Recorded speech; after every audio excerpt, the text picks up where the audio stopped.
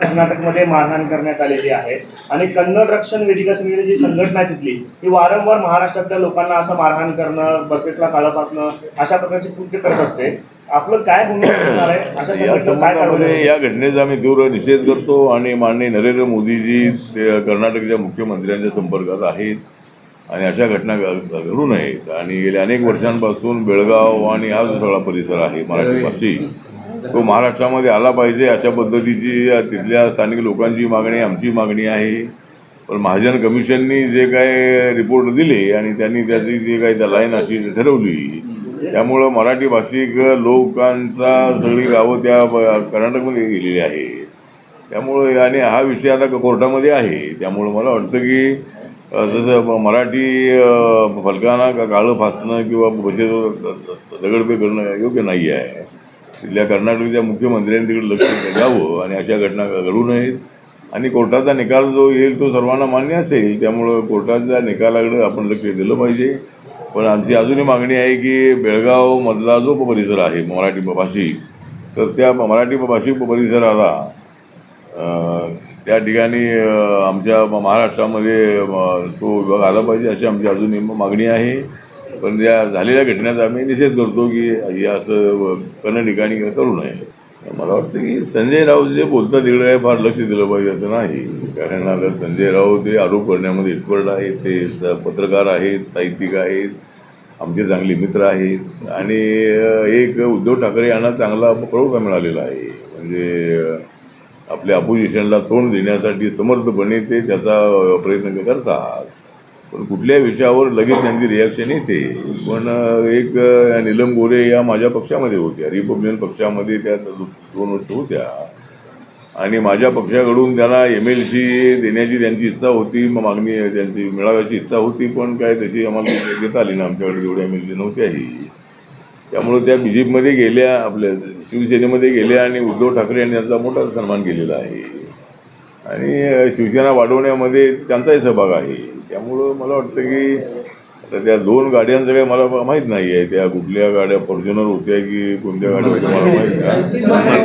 Mercedes 2 Mercedes गाड्यांचं काय मला माहीत नाही. आणि मला वाटतं उद्धव ठाकरेंना काय एवढ्या गाड्यांची आवश्यकता नसेल. एवढ्या मर्सिडीज गाड्या घेऊन काय करणार ते. पण तरी त्यांच्या या विधानाचं आपण हे करणार का, त्यांनी जे विधान केलेलं आहे.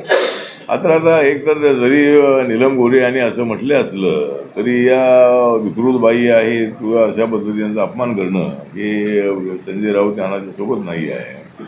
आणि त्यांनी त्याला दुसऱ्या पद्धतीने उत्तर द्यायला काही हरकत नव्हती. पण या विकृत बाई असं म्हणून त्यांनी महिलांचा अपमान करणं योग्य नाही. त्यांनी त्या संबंधामध्ये माफी मागावी अशी आपली सूचना.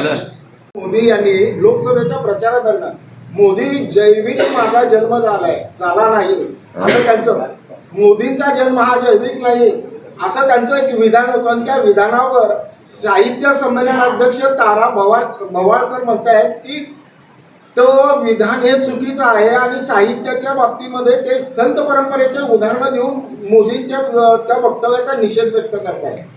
ठीक आहे, वेगवेगळे मतं असू शकतात. त्यामध्ये मोदीजींनी जी आपली भूमिका मांडली त्यांचा तो विचार आहे.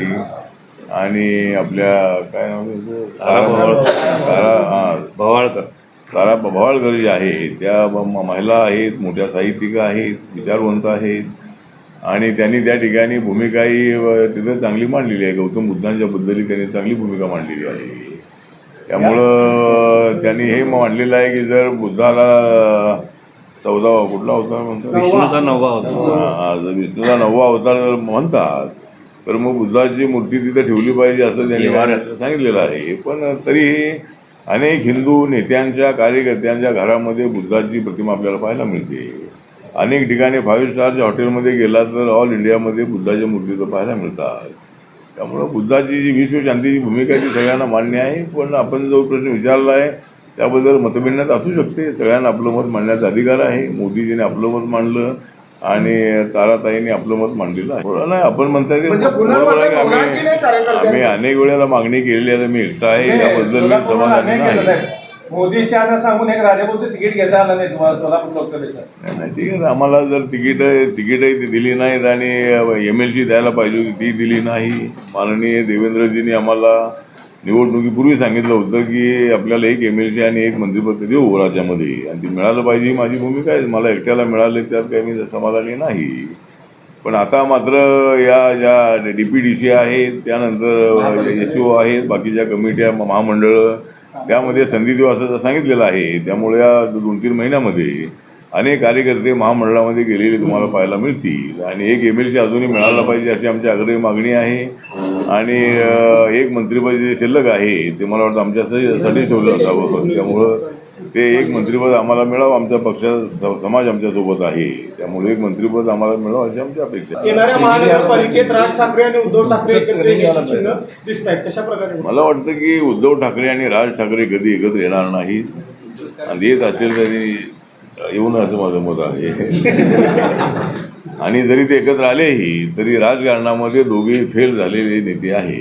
कालच्या निवडणुकीमध्ये आपण पाहिलेलं आहे की फक्त शिवसेनेला 20 जागांवर समाधान मानावं लागलं. तिथं मुख्यमंत्री पदाचा वाद करत बसलेली महाविकास आघाडी, त्या महाविकास आघाडीला जनतेने मोठी चपराक दिलेली आहे. आणि तुम्ही फक्त आरोप करता, तुम्ही फक्त अशा पद्धतीची भूमिका मांडता.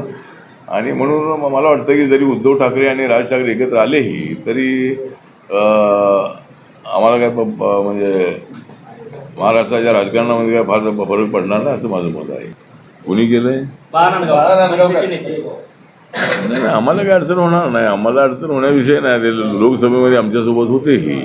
राज ठाकरे लोकसभा वैचारिक मतभेद असू शकतातही, कारण राज ठाकरे यांनी शिवसेनेतून बाहेर पडल्यानंतर झेंडा बनवला, त्यात निळा रंग होता, त्यानंतर भगवा रंग होता, हिरवा रंग होता. पण आता एकदम भगवा रंग घेऊन हिरव्याला विरोध करणं, निळ्याला विरोध करणं हे योग्य नाही आहे. त्यामुळं राज ठाकरेंना घेतलं तर मुंबई शहरामध्ये उत्तर भारतीय मोठ्या संख्येनं आहे, दक्षिण भारतीय आहेत, गुजराती आहेत, आणि त्याचा परिणाम आपल्या मतदारांवर होऊ शकतो. त्यामुळे BJPला माझं नम्र निवेदन आहे की राज ठाकरेंना महायुतीमध्ये घेऊ नये. आपल्याला त्यांचा फारसा फायदा होणार नाही. स्थानिक स्वराज्य संस्थेच्या निवडणुका जो आहे तो निर्णय होणार आहे, कसं पाहताय? अजून मागा बोलले की या प्रश्न नाही, निर्णय म्हणजे आता कोर्टामध्ये तर आता OBCच्या रिझर्वेशनच्या संबंधामध्ये रिट पिटिशन आहे, आणि त्यामुळे निवडणुका पुढे जात आहे. त्यामुळे लवकर निवडणुका झाल्या पाहिजे असं आपलं मत आहे.